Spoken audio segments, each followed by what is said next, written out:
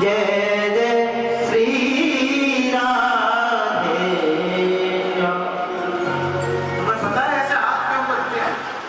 बोलो, ऐसे हाथ करते हैं ना जब पुलिस के सामने चोर आ जाता है ना, गोली मार दूंगा। बोलो, मेरे पास नहीं है साहब, कुछ भी नहीं है, फिर तो देख लो आपकी शरण में हूँ, बस लाजिम को सिलेंडर होती है।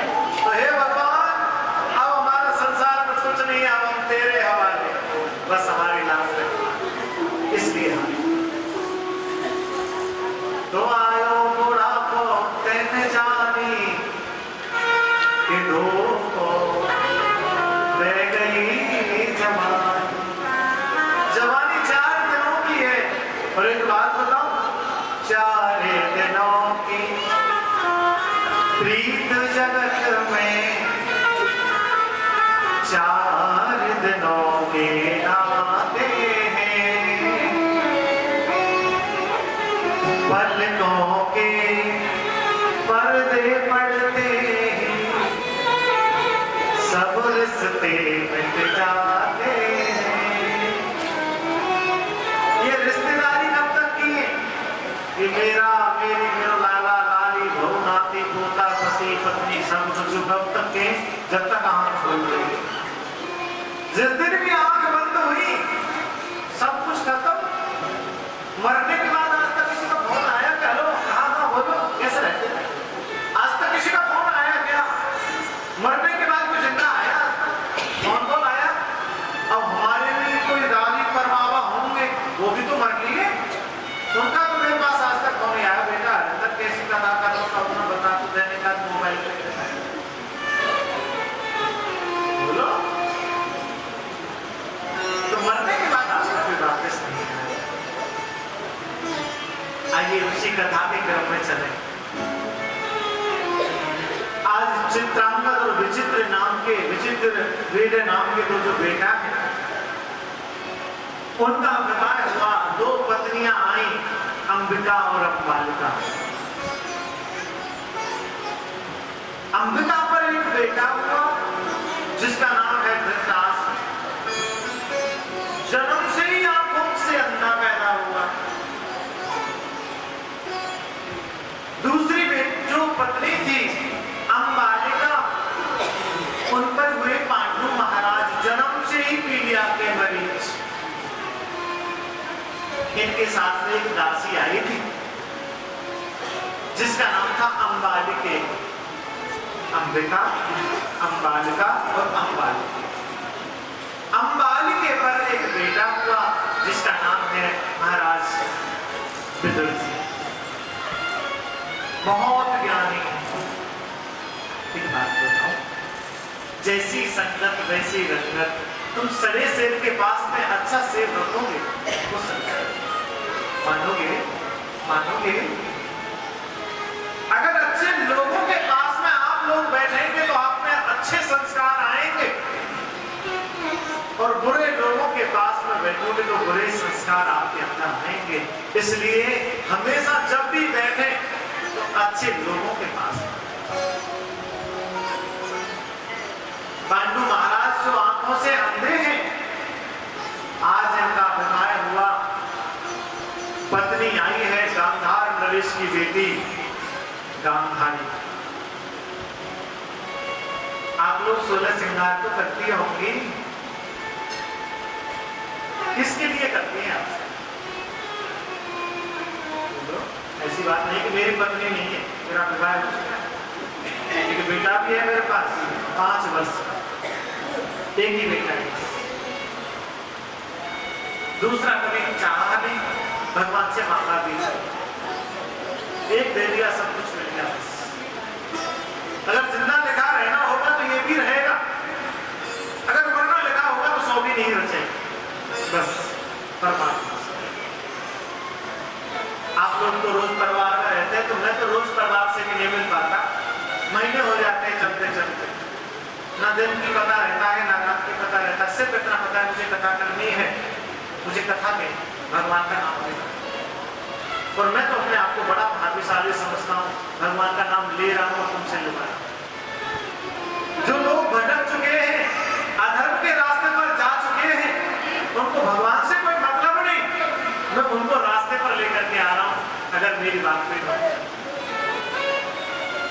ऐसी बात नहीं है कि मेरे शिष्य नहीं है, मेरे चेले भी बहुत हैं। इस हरियाणा की पावन भूमि पर बहुत शिष्य हैं जिनको मैंने गुरु नाम दिया। तो मेरा ऐसे इंतजार करते हैं जैसे गाय बछड़े का इंतजार करती है, गुरु जी का। अभी 13 तारीख से कथा है यहाँ बलेवा गांव में, खलीलपुर कटौती के पास। लोग मेरा ऐसे इंतजार कर रहे हैं जैसे भगवान आए। मैं जाऊंगा वहां टाइम से, तो भाव होना चाहिए। और एक बात बताओ, गुरु बेने भावे ने करे न कोई, जो बिरंच शंकर सम हो। गुरु के बिना संसार से भव से पार नहीं हो सकते। गुरु नाम हर किसी को लेना चाहिए। मैं न्यू ना करो मुंह पतले पाँव पतले ऊपर। गुरु बनाइए जानकर और पानी पीते जानकर। पहले गुरु के बारे में जानकारी कर ले, ऐसा नहीं हो कि तो नाम रही भाषा आराम से बोलता हूँ। पहले जानकारी कर। गुरु का मतलब क्या है? जो आपको अंधकार से निकाल करके प्रकाश में ले जाए, कीचड़ से निकाल करके अच्छी जगह पे ले जाकर के बैठा दे, वह है सत्संग। और एक बात बता दूं, कीचड़ में ही हमेशा कमल के फूल गिरते हैं। प्रेम से बोलो, अच्छी संगति। आज गंधार नरेश का विवाह हुआ, पत्नी आई है गांधारी जो बहुत सुंदर है। एक दिन बैठी हुई थी, पति से बोली, तुम्हें कुछ दिखता? बोले देवी आंखों से कुछ नहीं दिखता बचपन से। बोले जब तुम ही नहीं देख सकते तो मुझे भी क्या देखना। उसी दिन से आंखों पर पट्टी लगा। जब मेरे पति मुझे नहीं देख सकते तो मैं किसे देखूं? मैं नहीं देखना चाहती संसार के लोगों को। आंखें बंद कर दी, आंख अंधी हो गई। 16 जो श्रृंगार किया जाता है ना, वो पति के लिए किया जाता है। किसके लिए? जोर से बोलो। पति बेचारा जेल में पड़ा हुआ है और हम 16 श्रृंगार करके ऐसे घर में घूम रही हैं। गलत है। पति बेचारा जेल में पड़ा हुआ है, हम फोटो पे लाली लगा के, मुंह पर क्रीम लगा के, बिंदी लगा के, पायल पहन के अजब तरीके से स्टाइल में घर घूम रहे हैं। कुछ नहीं घूमना चाहिए। पति अगर तुम्हारा संकट में है, पति तो बेचारो गेहूं की लावनी कर रहे हो, खेते काट रहे हो, बेचारो बहुड़ों में डूब रहे हो। मिट्टी यहाँ से लेकर के पूरा पसीना में हुआ पड़ा और पत्नी बेचारी घर में एसी में बैठी और आती साड़ी नहीं लेके आए। मैंने कहा था ना क्या? मैंने कल भी बताया, पाति लोकम पति पति वही है जो तुम्हारा पालन पोषण करे। जब पालन पोषण करने वाला ही सुखी नहीं है तो आप लोग कैसे खुश रह सकते? बोलो नहीं।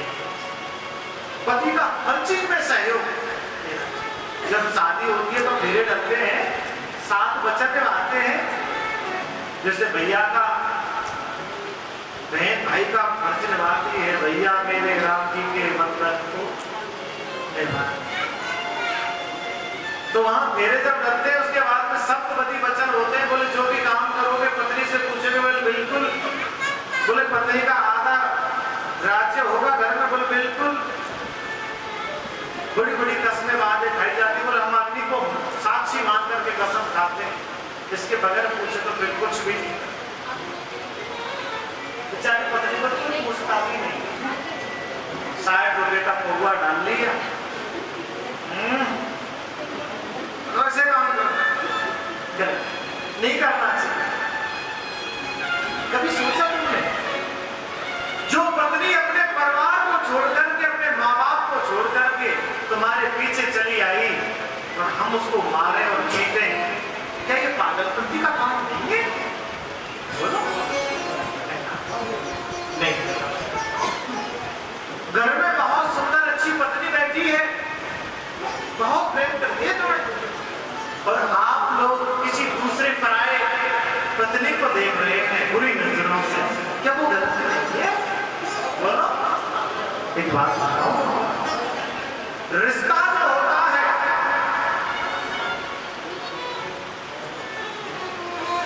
या क्या कम नहीं है भैया, काम सही ना साउंड वाले भैया, ऐसे चल रहा है जैसे कोई कुएं में से बोल रहा है। मेरा कहने का मतलब आदमी को अनर्गल स्थिति में नहीं होना। आइए उसी जगह पे चले। आज गांधारी ने अपने हाथों पर पट्टी लगा दी, क्या देखना संसार को, नहीं देखना। इधर जो दूसरे भैया हैं जिनका नाम पांडु महाराज है, उनका विवाह कुंती नाम की कन्या से। पांडु महाराज को तो बड़ा श्राप लगा हुआ है, तुम अपनी पत्नी के पास में सहवास की दृष्टि से भी नहीं जा सकते। जिस दिन अपनी पत्नी के पास बैठ भी गए ना, उस दिन मर जाओगे। वो तो पत्नी से बात भी नहीं कर सकते। कितना बड़ा दुख होगा। आज कुंती माता के अगर चरित्र पर प्रकाश डालो ना, तो रोना आ जाएगा। कुंती माता ने अपने जीवन में कभी सुख नहीं देखा। जब से जन्म लिया, जब तक मरी, जब तक सुख देखा ही नहीं, सुख होता है। मथुरा में जन्म लिया। कुंती माता का पहले नाम प्रथा था, प्रथा। एक दिन कुंती भोज नाम के राजा आए और हुसैन महाराज से कहा, भैया आप मुझे दे दो, मेरे पास कोई बेटा बेटी नहीं है। बोले बेटी को तुम ले जाओ। गोद दे दी। और आज कुंती भोज नाम का जो राजा है, उसने उस बेटी का नाम, प्रथा का नाम कुंती रखा है, अपने नाम से। कहां जन्म लिया, कौन गोद ले गया। एक दिन कुंती माता भगवान सूर्य को अर्घ दे रही थी। जैसे अर्घ दे रही थी तो वहां से दुर्वासा मुनि ने कहा, देवी किसका अर्घ दे रही है। बोले भगवान सूर्य।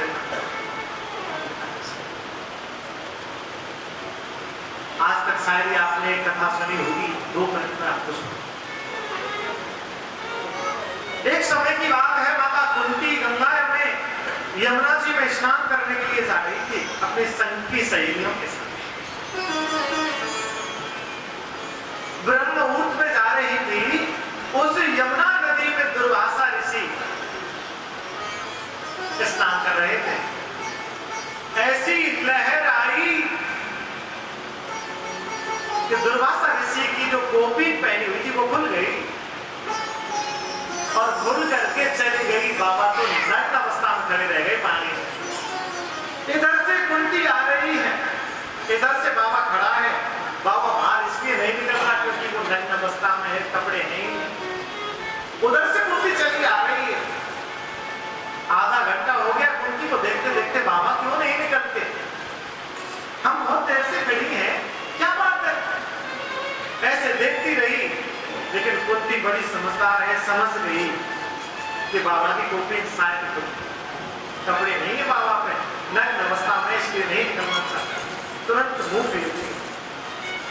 बाबा पीछे से ऐसे मुंह करके, मुझे लगता है आपकी गोपी खुल गई है, आपको लज्जा आ रही हो। बोले हाँ बेटा।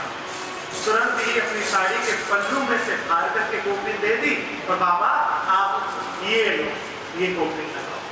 उसी समय प्रसन्न होकर के वरदान दे दिया, बेटी तू तेरे जीवन में खुश तो रहेगी, लेकिन एक चीज बताऊं, दुख का भी सामना करना। ऐसा ही दुख द्रौपदी ने भी देखा है।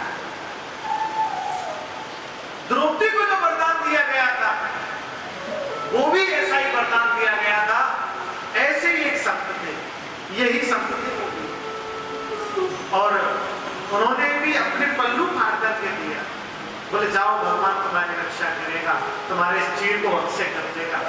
ऐसा आज वही दुर्वासा ऋषि आए हुए हैं। कुंती से कहा बेटा आप यहाँ? बोले हाँ। पूजा चल रही है। बोले बेटी मैं तुझसे बड़ा प्रसन्न हूं, मैं तुझे वरदान देना चाहता हूं। बोले क्या वरदान? बोले मेरा वरदान है, तुम भी जिस भी देवता को बुलाओगी वो तुरंत तुम्हारे सामने हाजिर होगा। बोले अच्छा। बोले चेक करके देख लेते हैं। अभी सूर्य भगवान को याद किया, सूर्य भगवान चाह रही थी वो मेरे सामने आए, तुरंत आ गए। सूर्य भगवान ने कहा बोलो।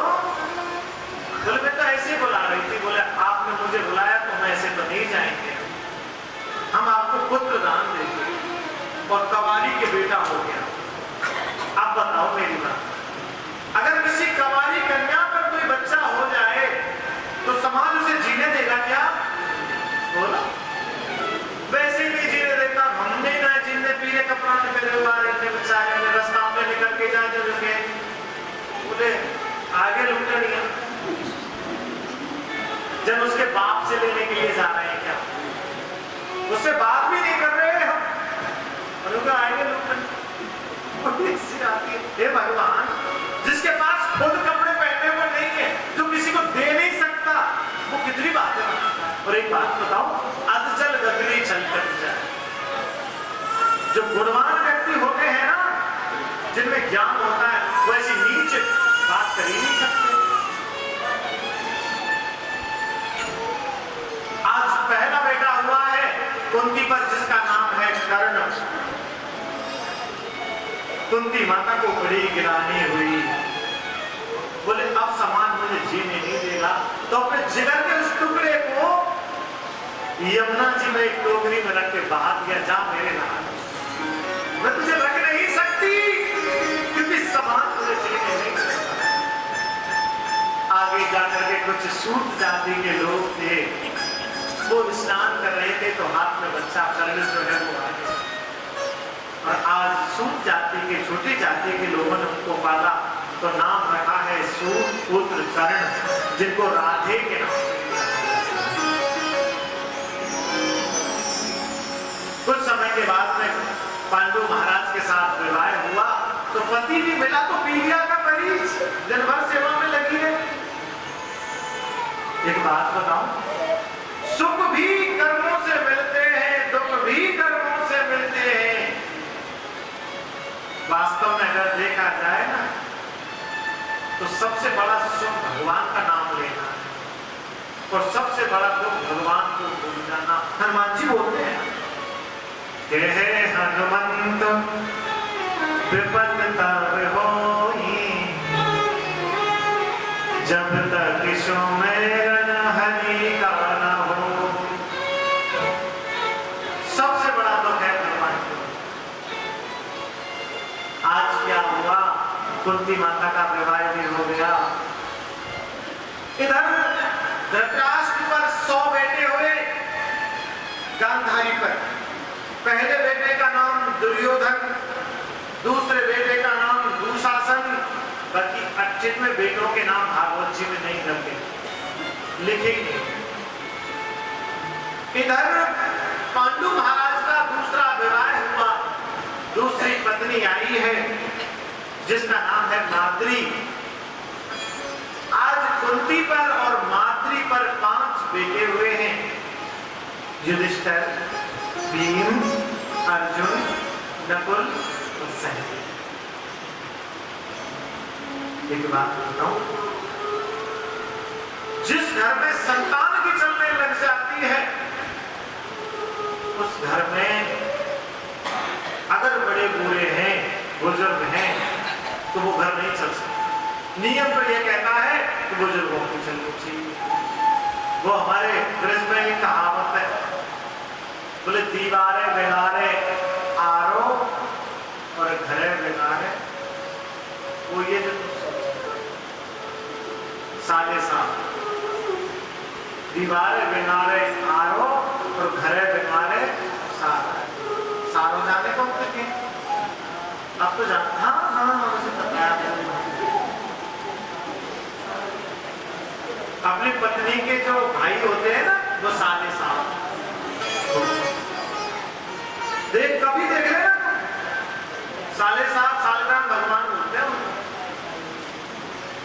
वो आएंगे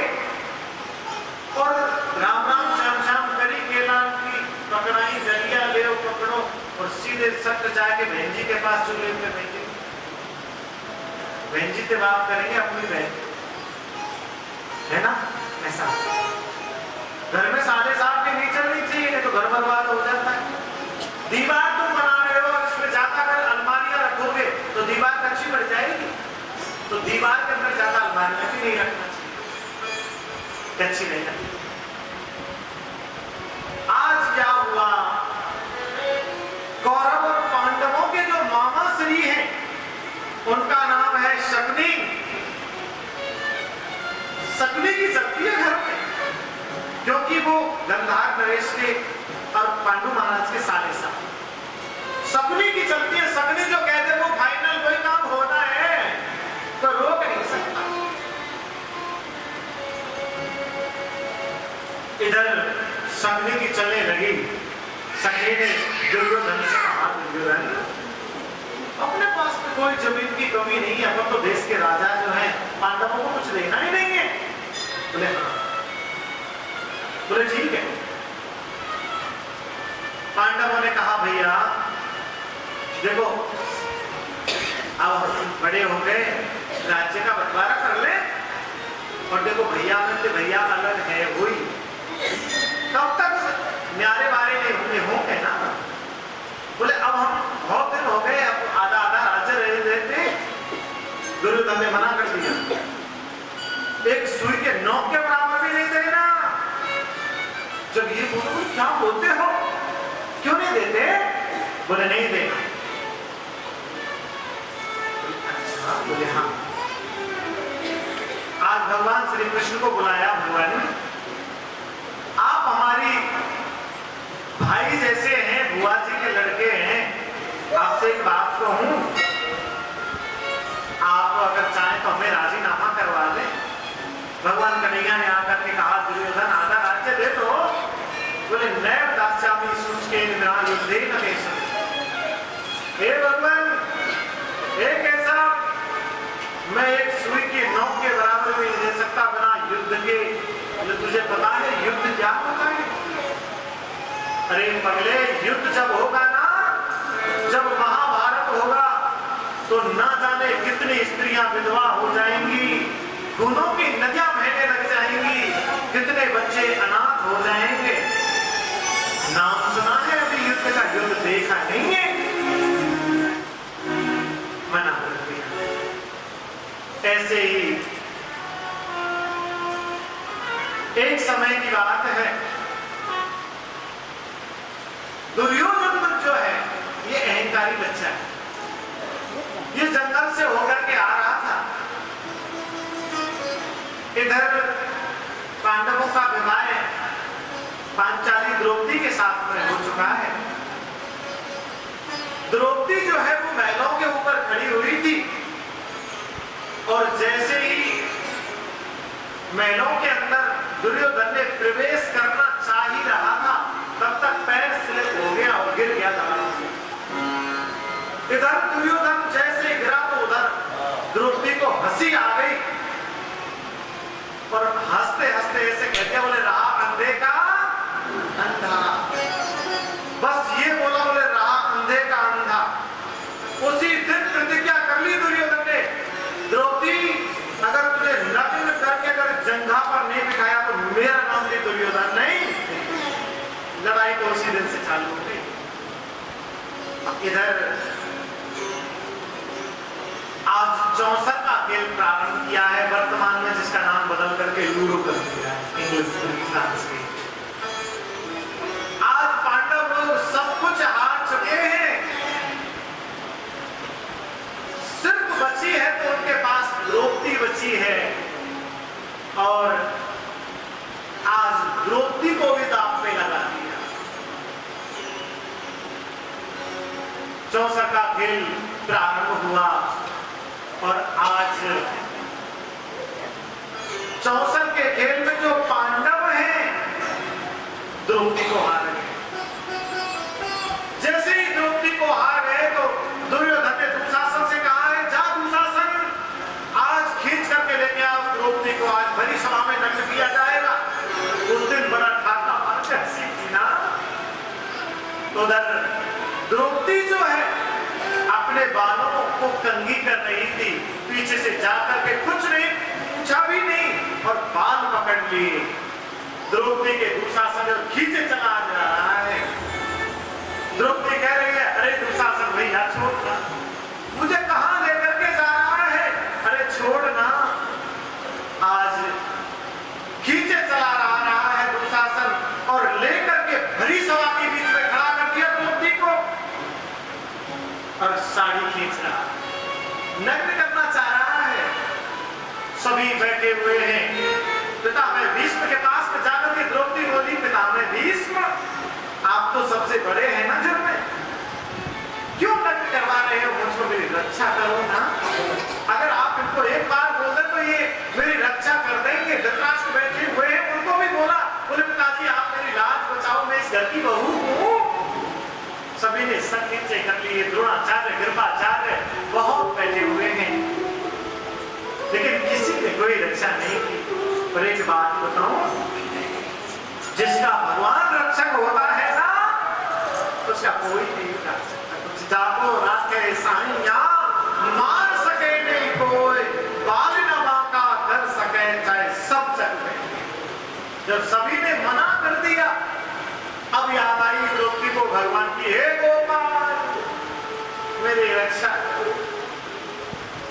आज दुशासन साड़ी को खींच रहा है और आज द्रौपदी ने आंख बंद करके भगवान श्री कृष्ण के चरणों में ध्यान लगा दिया। लाजे रखो हे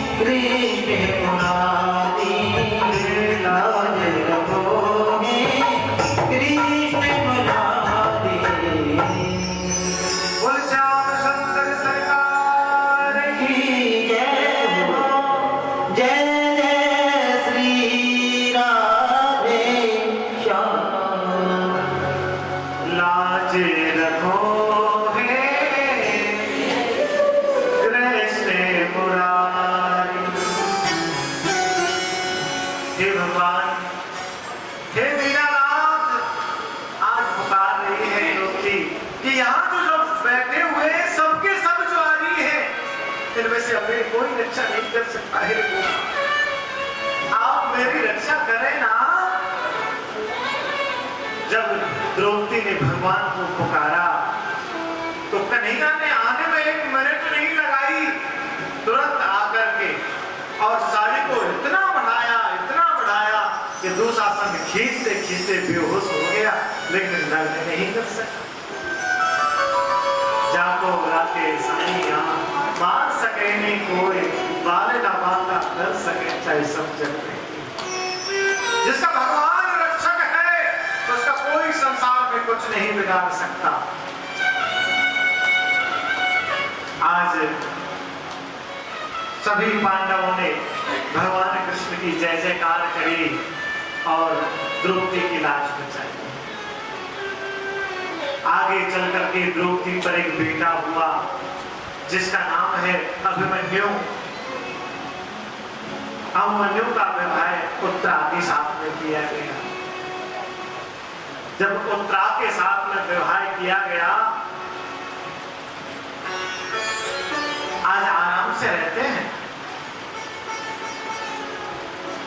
महाभारत का युद्ध हुआ, युद्ध में बहुत योद्धा मारे गए, खूनों की नदियां बह गई, बच्चे अनाथ हो गए, नई जो माताओं का विवाह हुआ था, बहनों का विवाह, वो विधवा हो गए। विशाल युद्ध। आज पांडवों की जीत हुई है और कौरव हार चुके हैं। आज जो दुर्योधन है वह समुद्र में जाकर के बैठ गया है हार की वजह से। एक दिन उस समुद्र के पास में द्रोणाचार्य का पुत्र अश्वत्थामा जो है वो चला आया घूमता हुआ और कहा, देखा भैया वो दुर्योधन तो पानी के अंदर सब समाधि लगा करके बैठे, तुम्हें सब नहीं आती? बोले क्या करूं, मेरी भीख ने जंगा तोड़ दी है, युद्ध में हम लोग हार चुके हैं, अब जान बचा करके तो बैठना ही पड़ेगा, क्या करूं? बोले मुझे याद कर लिया होता। बोले अगर तू अश्वत्थामा मेरा सच्चा मित्र है ना तो 5 पांडवों के सिर ला करके दे दे, मैं तुझे मान जाऊंगा कि तू मेरा सच्चा साथी है। बोले बस इतनी सी बात? बोले अभी गया और अभी आया। आज क्या हुआ, तलवार लेकर के चला है अश्वत्थामा और पांडवों को मारने के लिए चला है। आज पांडव सो रहे हैं शिविरों के अंदर और भगवान श्री जो कृष्ण हैं वो पहरा दे रहे हैं। पांडवों को भगवान ने जगाया, भैया मुझे ऐसा लगता है आज की रात मेरे अंदर बेचैनी हो रही है, यहाँ सोना ठीक नहीं है, चलो कहीं घूमने चलते हैं। बोले चलो। आज सभी पांडव लोग जो हैं घूमने के लिए चले गए। जब घूमने के लिए गए, लेकिन पांडवों के जो बच्चे हैं 5 वो सोते रह गए। पीछे से आया अश्वत्थामा तलवार लेकर के और 5 बच्चों के सर काट के अलग कर दिया और थैले में भर करके रख लिया मेरे प्यारे। और जब उनको ले जाकर के दुर्योधन के पास में रखा और कहा, ये लो मैं 5 पांडवों के सर काट करके ले आया। जैसे ही दुर्योधन की नजर उन सिरों पर गई, दुर्योधन मूर्छित होकर धड़ाम से नीचे गिर गया। अरे पगले, मैंने 5 पांडवों के सर लाने के लिए तुझसे कहा था, अरे तू तो हमारे बच्चों को मारकर लेके आया रे, तूने तो हमारे वंश को ही खत्म कर दिया, ये काम तुमने अच्छा किया। इधर द्रौपदी माता सुबह होते ही अपने बच्चों के लिए दूध लेकर के आ रही है, मेरे बच्चे पिलाऊंगी। अब जैसे ही शिविर के अंदर प्रवेश किया तो पूरे शिविर को खून से भरा हुआ देखा, क्योंकि 5 बच्चों के सर नहीं है। जिस माता का एक बेटा मारा जाता है उसको कितना दर्द होता होगा आप बता सकते। लेकिन जिस माता के एक संग ही 5 बेटे मारे जाएं और वो भी जवान हो, तो क्या माता को दर्द नहीं होगा? आज द्रौपदी माता की आंखों से आंसू आने लगे, रोने लगी, मेरे बच्चों ने किसी का क्या बिगाड़ा, क्यों मारा मेरे बेटों को? तड़ाम से जमीन पर गिर गई। 5 पांडव सुबह होते ही वापस आए और देखा कि हमारे बच्चों को मार।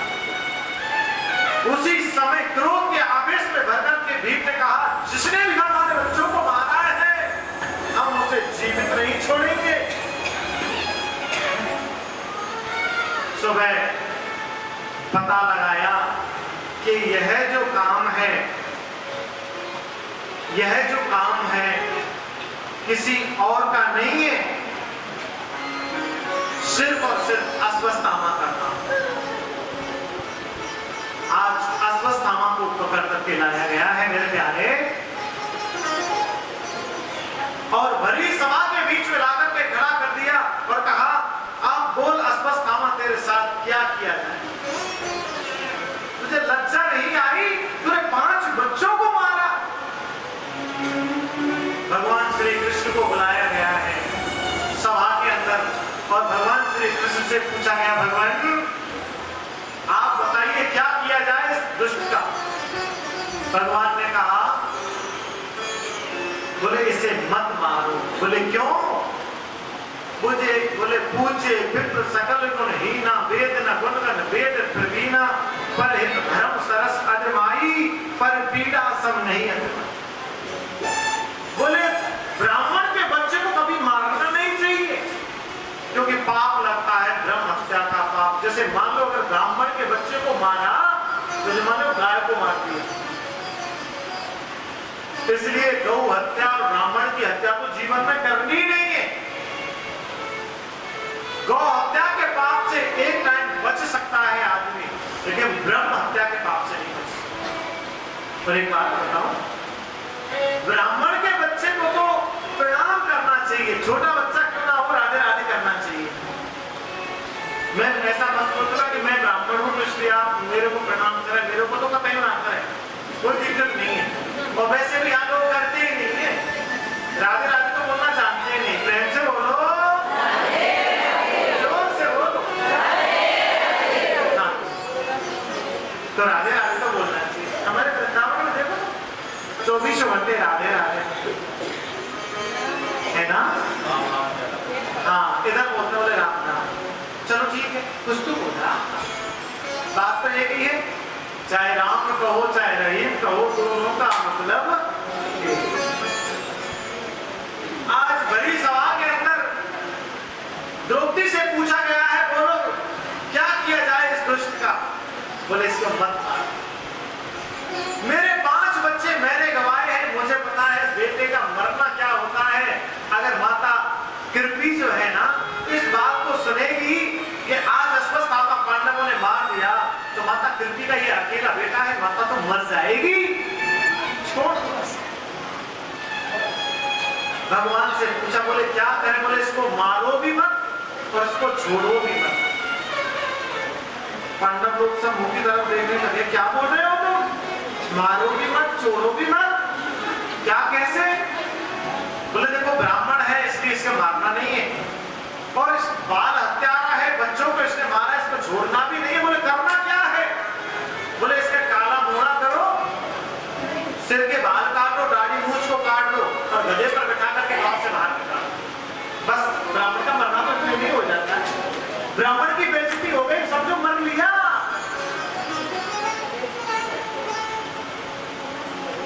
हाँ, ऐसे शांति से पिए, अच्छा है। आज क्रोध के आवेश में पांडवों ने वही काम किया, काला मुंह किया, गधे पर बैठा करके गांव से बाहर भगा दिया। उसी समय अश्वत्थामा ने प्रतिज्ञा कर ली, छोड़ूंगा नहीं। अगर पांडवों के वंश को निर्वंश नहीं कर दिया तो मुझे अश्वत्थामा नहीं कहते। आज क्या हुआ? मेरे प्यारे, अश्वत्थामा ने सोचा, बोले अब इनके वंश में रहा कौन है? बोले अभिमन्यु की पत्नी जो है उत्तरा, वो गर्भवती थी। उस समय जो अभिमन्यु ने मारा था, आज उत्तरा पर बाण चलाया है ब्रह्मास्त्र अश्वत्थामा ने, और जैसे ब्रह्मास्त्र को आते हुए देखा तो एकदम उत्तरा घबरा गई और भगवान से कहने लगी, हे भगवान मेरी रक्षा करो। पाए पहाए महायोगिन देवो देव जगतपते नान्यं त्वदयं पश्ये यत्र मृत्युं परस्परा। हे गोपाल, हे कन्हैया, अगर तुमने आज हमारी रक्षा नहीं की तो मैं मर जाऊं, मुझे मेरी परवाह नहीं है, लेकिन मेरे पेट के अंदर जो पांडवों का अंश पल रहा है वो नहीं मरना चाहिए। अगर वो मर गया तो पांडवों का वंश खत्म हो जाएगा। उसी समय भगवान श्री कृष्ण ने सूक्ष्म रूप धारण किया और गर्भ में जाकर के पेट के अंदर जाकर के उस बच्चे की रक्षा की है और पूछ रहे हैं, बेटी अब आपको कैसा महसूस हो रहा है? तुरंत जवाब दिया है उत्तरा ने, कृष्ण कृष्ण महाभाव भक्तानां भयंकरा त्वमयनो ब्रह्मणानां वर्गोऽसि संसृते। हे बाबा, हे कन्हैया, अब मैं अच्छा महसूस करती हूँ, अब मुझे कोई दिक्कत नहीं है। इसलिए दुनिया में एक पहला ही ऐसा व्यक्ति था जिसका नाम परीक्षित था, जिसने जन्म पीछे लिया, पहले पेट में भगवान के दर्शन किए। प्रेम से बोलो,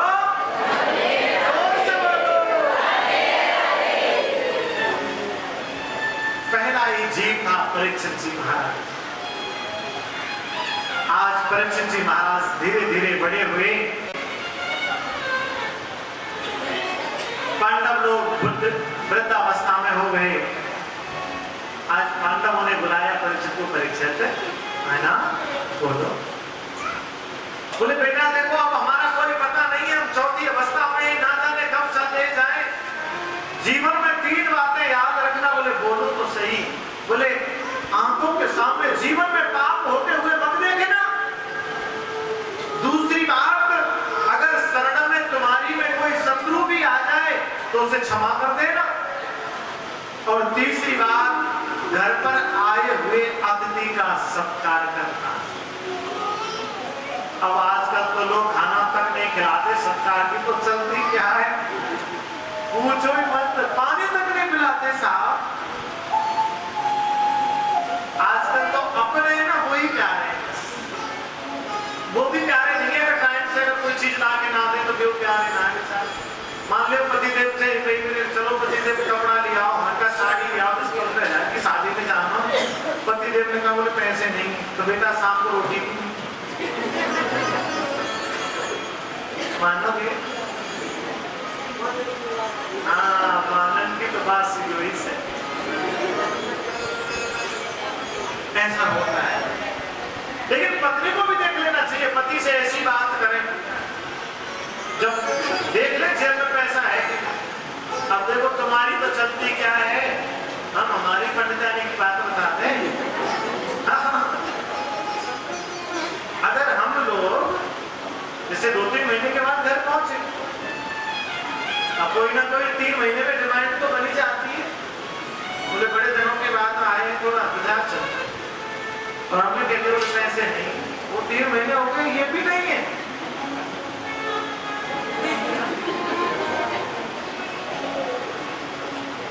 बोलो क्या? लेकिन ऐसा नहीं होना। मैंने कल एक बात कही थी बड़ी इसी प्रांगण में कि मैयाओं, भागवत के अंदर दीपक जलाना है तो मैया ऐसे छत्तर में ऐसे ऐसे डोले जैसे बाहर की मक्खी भगी डोले। किसी ने कहीं लगा दिया, दीपक चसा दिया, किसी ने धूप बत्ती। अब मैं आया आरती के टाइम पर, मैं चलो देख के आता हूँ आरती कैसी हो रही है, तो मुझे कुछ दिखाई नहीं, लोग दिखाई नहीं दिए, चारों तरफ धुआं ही धुआं। इसमें भगवान किसकी आरती चल रही, कोई है तो है ही नहीं। अब बहुत सारे लोग थे लेकिन धुएं में नहीं थे। अब मैं आपसे एक निवेदन करूंगा, आप आरती में आए, घी लेकर के आए, तुम्हें यहाँ बर्तन रखा हुआ मिलेगा, आप उसमें घी कर दें। जोत हमारे पंडित जी लगाएंगे, एक जोत जलेगी और सबकी पूर्ति करेंगे। हम मंत्रों से पूजा करेंगे और धूप वगैरह ये भी नहीं जलाना। और परिक्रमा करने के लिए तो कोई आता ही नहीं। बताओ, भागवत जी के मैंने कहा था कि बोले परिक्रमा होनी चाहिए, ज्यादा नहीं तो 50 51 तो करनी है। 108 नहीं कर सकते तो 51 भी नहीं कर सकते तो 21 करो, वो भी नहीं कर सकते तो 7 तो करनी है। अब 7 से नीचे मतलब समझ रहे हैं आप मेरी बात? अब बोले एक बात समझ में नहीं आई, बोले परिक्रमा करनी कैसे? परिक्रमा ऐसे करनी है, उल्टी नहीं करनी, सीधी करनी। हाँ, मैंने कल बोला था, बोले घर से प्रसाद लेकर के आना, तो आज आपने वास्तव में अच्छा काम किया, प्रसाद लेकर के आप लोग आए। और प्रसाद लेकर के जाओगे भी, हम मैं तुझे खाना बैठाऊंगा, तो खाना थोड़ी तुम्हारा प्रसाद है। तुम 1 महीना तो कल 10 के रोटे चढ़ावे लाई फूट फटे हुए, तो 3 लोग कह रहे ये मेरे परमात्मा। अब उसको ऐसा ही नोट मिल रहा है, भाई तुम जैसा दान करोगे तुम्हें ऐसा ही तो फल मिलेगा, हाँ या ना? वो पेड़ बबूल के आम कहां से हो जब तुम दान करोगे नहीं, धर्म करोगे नहीं, ऐसे कैसे? अगर मैं तुमसे अकेले में कहूं कि भैया एक व्यक्ति को इंतकाल करा लो, तो 60-70 हजार रुपया तो चाहिए। अगर सब लोग जितने भी माताएं बैठी हैं, अगर 1-1 हजार रुपये एक माता भी दे ना, तो बहुत सारा पैसा इकट्ठा हो जाता है। भागवत को पता ही नहीं चलेगा बाबा को, महाराज को कहाँ कथा हुई, किसने कराई, कब कराई, और हर साल कथा हो जाएगी। प्रेम से बोलो। तो सबको सहयोग करना चाहिए। अगर कोई बोलता है कि नहीं मैं तो एक दिन का पूरा खर्चा वहन करना चाहता हूँ, मैं तो एक दिन की भागवत मेरे नाम करवाना चाहता हूँ, पंडित जी बैठे, बाबा बैठे, हमारे महाराज जी से मिले। करम प्रधान विश्व रचना था, करम प्रधान विश्व रचना था, जो जस करहि सो तस फल चाखा, जो जस करहि सो तस फल चाखा।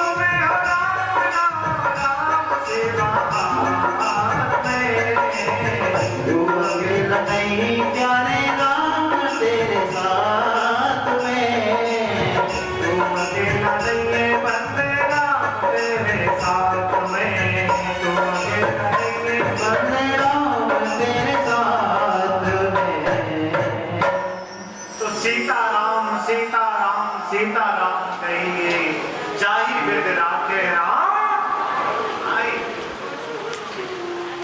आज भगवान ने परीक्षित जी को बड़ा सुंदर उपदेश करेंगे, देखना। बोले बेटा 3 बातों का ध्यान रखना, आंखों के सामने पाप होते हुए मत देखना, शरण में आए हुए व्यक्ति को माफ कर देना और आए हुए अतिथि का सत्कार करना। बोले बिल्कुल भगवान। आज क्या हुआ, परीक्षित जी महाराज बड़े हुए, पांडव लोग स्वर्गारोहण कर गए, अपने अपने धाम को चले गए। एक दिन जो परीक्षित जी महाराज हैं, उनके मन में विचार आया, मैं घर पड़ा रहता हूँ, आज जंगल में शिकार करने के लिए चलता हूँ। जैसे ही जंगल में शिकार करने के लिए गए तो जंगल में जाकर के उनको प्यास लगी। जब उनको प्यास लगी तो एक मंदिर के पास में पहुंचे और उस मंदिर के अंदर एक संत, एक बाबा तपस्या कर रहे हैं, जिनका नाम है लोमस ऋषि या समीक ऋषि भी बोलते हैं। आज समीक ऋषि तपस्या कर रहे हैं। उससे पहले की घटना बताई। जंगल में जब प्रवेश कर रहे थे तो उन्होंने एक बड़ा सुंदर दृश्य देखा। बोले क्या? बोले एक बैल खड़ा हुआ है। बैल कौन है? धर्म। और एक गाय माता खड़ी हुई है, वो है पृथ्वी है। जो बैल है धर्म का प्रतीक, उसके 3 पैर कट चुके हैं, सत्य, दान, दया। सत्य, दान और दया, एक पैर बचा है बस धर्म का, उससे खड़ा है। एक काला काला पुरुष आया और वो उस बैल के एक पैर को भी काटना चाहता। छोड़ूंगा नहीं।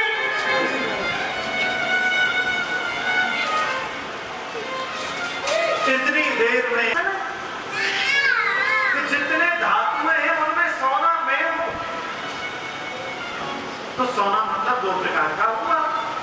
एक तो ईमानदारी से कमाया हुआ सोना और एक बेईमानी से कमाया।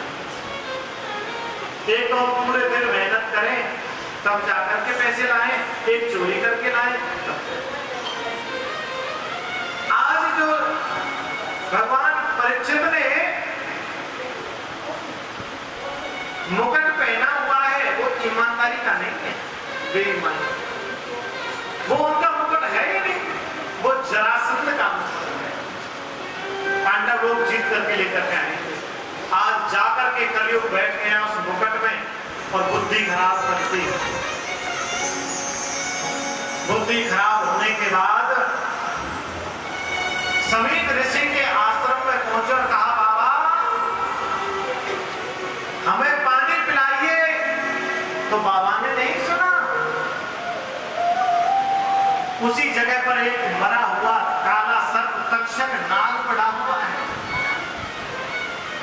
बोले तपस्या के रूप में बैठा हुआ तू संत नहीं है, तू तो कोई और है।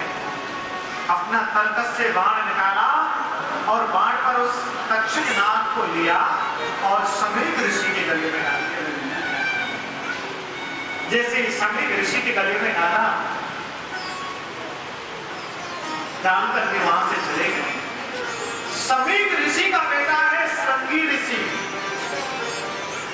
श्रृंगी ऋषि को छोटे छोटे बच्चों ने जाकर के बताया और कहा,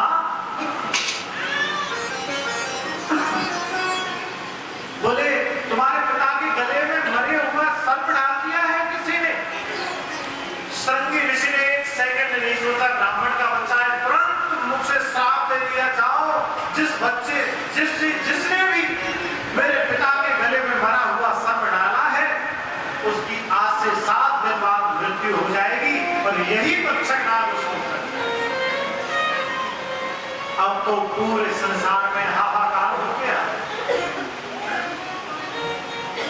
जैसे घर जाकर के परीक्षित जी महाराज ने मुकुट उतारा, तुरंत ज्ञान हुआ, अरे भगवान मैंने तो बड़ा बुरा किया,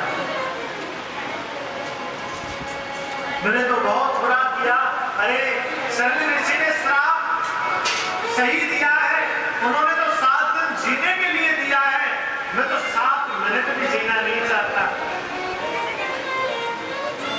परीक्षित जी कहने लगे, मैं तो फिर भी बहुत भाग्यशाली हूं कि अब मुझे इतना पता है कि 7 दिन तक तो मुझे कोई मार नहीं सकता, क्योंकि श्राप जो लगा है।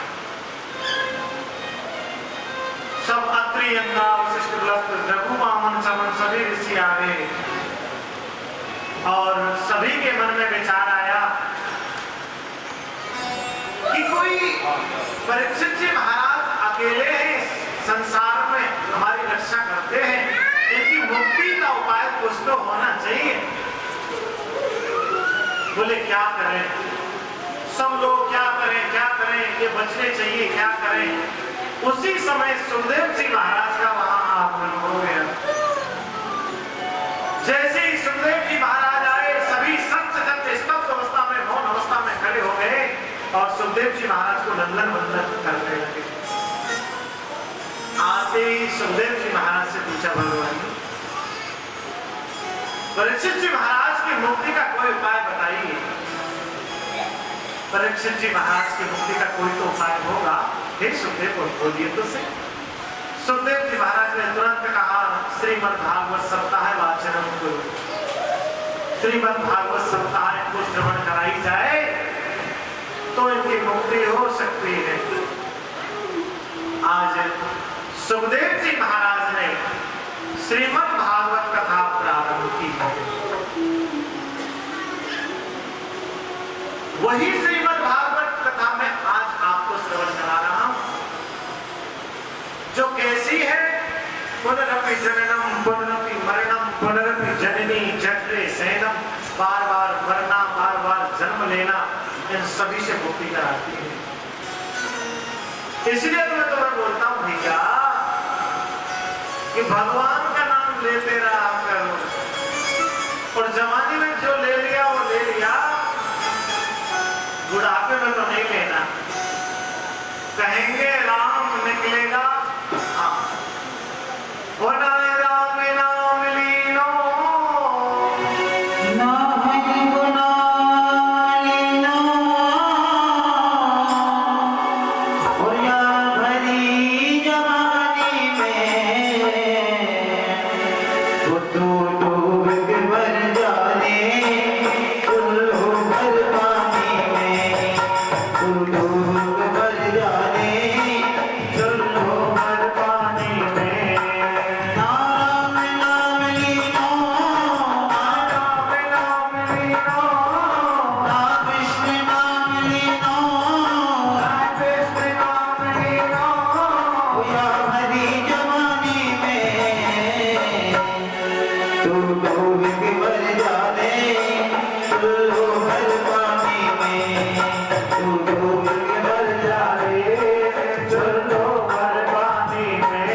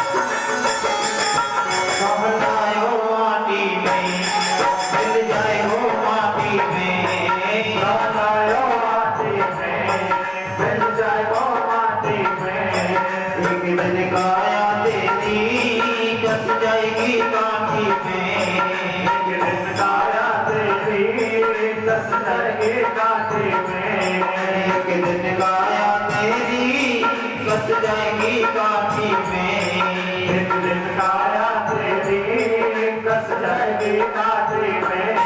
पानी को बबूला है, पानी को बबूला है, पानी को बबूला है, पानी को बबूला है, मिल जाएगा पानी में, तू डूब के मर जाए, उल्लू भर पानी में, डूब के मर जाए, चलो हर पानी में। नाम नाम लीनो,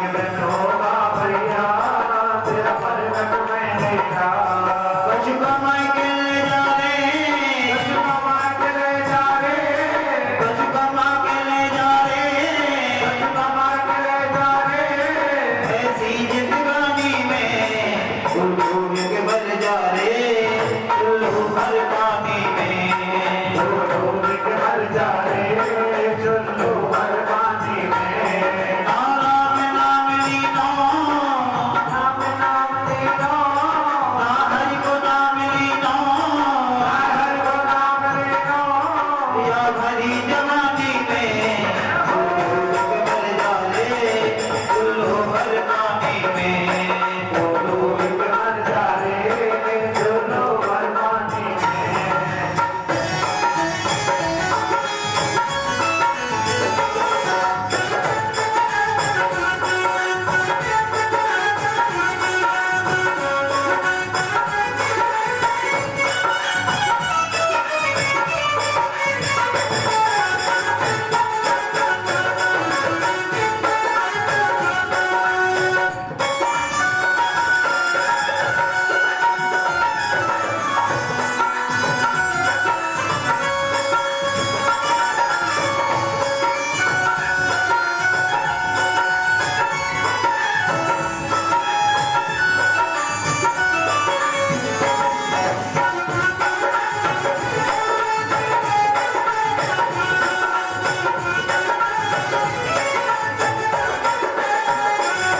कर सच्ची भक्ति है भक्ति में शक्ति है हर सच्ची भक्ति है भक्ति में शक्ति है।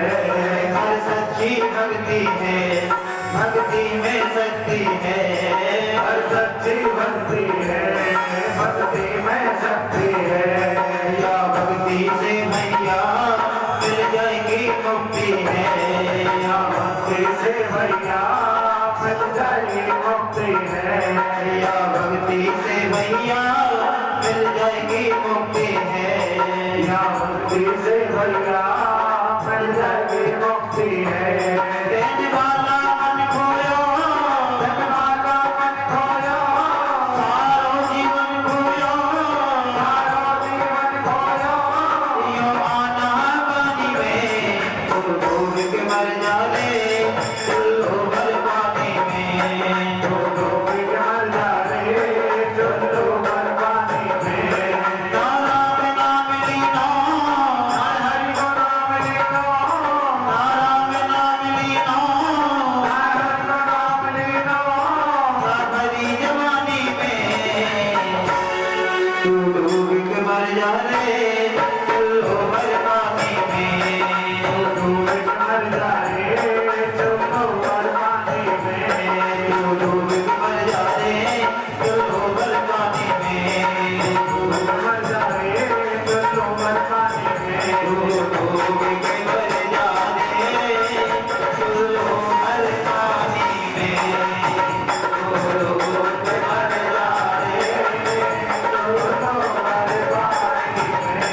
तू डूब के मर जा रे चुल्लू भर पानी में डूब के मर जा रे चुल्लू भर पानी में।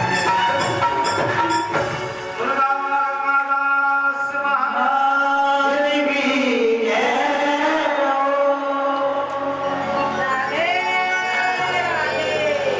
प्रेम से बोलो वो तो डूब के मर जा रे। बोले बाके बिहारी लाल की। देखिए हमारे महाराष्ट्री व्यास जी वृंदावन से आई हुई उनके मुखारविंद के द्वारा आप लोग श्रीमद् भागवत अमृता पान कर रहे हैं।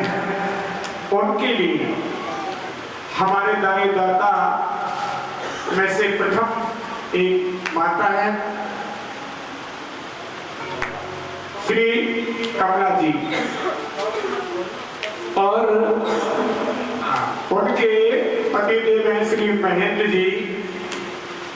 उनकी तरफ से हमारी व्यास जी के लिए 1100 रुपए और एक सूट दान में देते हैं। जोरदार तालियां। बोले भक्त और भगवान की। आइए उसी कथा में चले। एक बात बताऊं आप, सच्चाई की बात बताऊं, मैं कथा करता हूं, बहुत वर्ष हो गए कथा करते करते, मैं कथा में बेफालतू की बात कभी नहीं करता। बोले फलानी बात, ये बात, यो बात, टोटका मोटका, ये सब मेरे को आते नहीं है, मुझे अच्छे भी नहीं लगते। सच्चाई की बात मैं देखता हूँ, कोई कहता है मुझे तो देवी आ गई, मुझे देवता आ गया, वो तो हनुमान जी आ गए, वो तो क्या बना, हनुमान जी आते हैं क्या? हनुमान जी की एक बात के बराबर शक्ति है हमारे शरीर में? बोलो तो। बाहर में भी पेड़ लेते हैं और ऐसे करते मुझे देवी मैया आगे बात, देवी मैया कहते हैं मुझे तो श्लोक जाना है इनका। भाई देवी मैया तो पूरा ज्ञान होगा, पूरे संसार की जगत जननी है, परम्बा अम्बा जगदम्बा है, और वह मैया थे जो पूछे मैया जो बताइयो तो फलानो श्लोक कैसे भाई देवी मेरे बढ़िया अच्छा नहीं लगता, बहुत बुरा। कथा करो भगवान, वे बातों की बातों से क्या बताना? बोले यूं करने से यूं हो जाता है और यूं करने से यूं हो जाता है। मैं सिर्फ एक बात जानता हूं, भगवान का नाम लेने से जीवन मरण के बंधन से आदमी मुक्त हो जाता है। भगवान का नाम लेना चाहिए। आज जब परीक्षित जी महाराज ने सोचा, बोले श्राप तो मुझे लग गया, पर मैं करूं क्या? अत्रि यमुना वशिष्ठ रघु वामन चमन सभी ऋषि वहां आए, सुखदेव जी महाराज भी आए। आज सुखदेव जी महाराज के बुखार से श्रीमद् भागवत सप्ताह है वाचनम गुरु प्रारंभ, उच्च सिंहासन पर बैठाया है। सुखदेव जी महाराज को तिलक किया, माला पहनाई और खुद नीचे बैठ कर कहा, भगवान आप मेरी मुक्ति का मार्ग प्रशस्त कीजिए। आप मुझे ये बताओ, जल्दी मरने वाले व्यक्ति की मुक्ति का उपाय क्या है? अगर किसी को जीवन पर्यंत पापी पाप किए हैं, कभी पुण्य करे हुए नहीं, धर्म 1 रुपया को करे हुए नहीं, जीवन में कथा भागवत में 10 रुपये चढ़ाए नहीं, दूर चढ़ाए तो फटे हुए।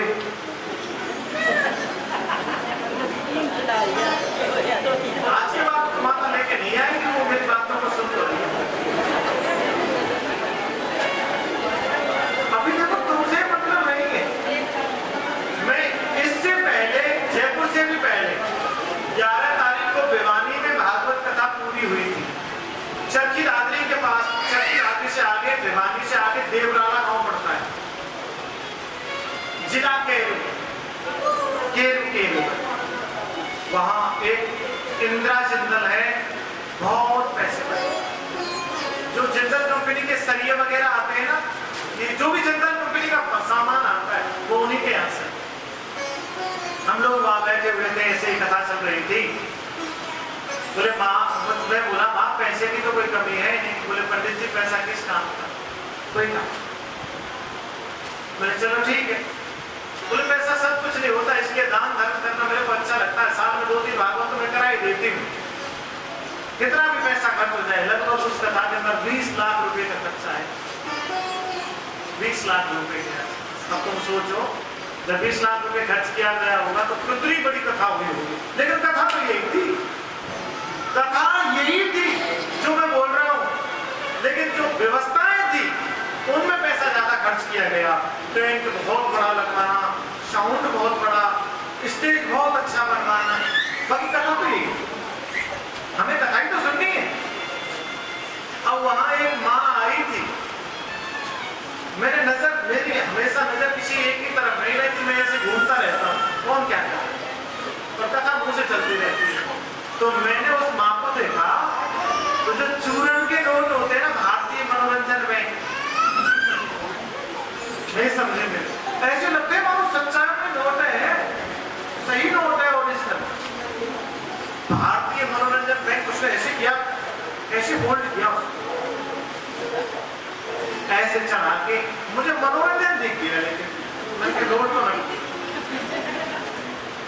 भैया आपके पीछे में लग गया, भैया 10 रुपया लेके आई वो भारतीय मनोरंजन बैंक को, बच्चा ना चला पंडित जी गलती हो गई, आज के बाद नहीं करोगी ना?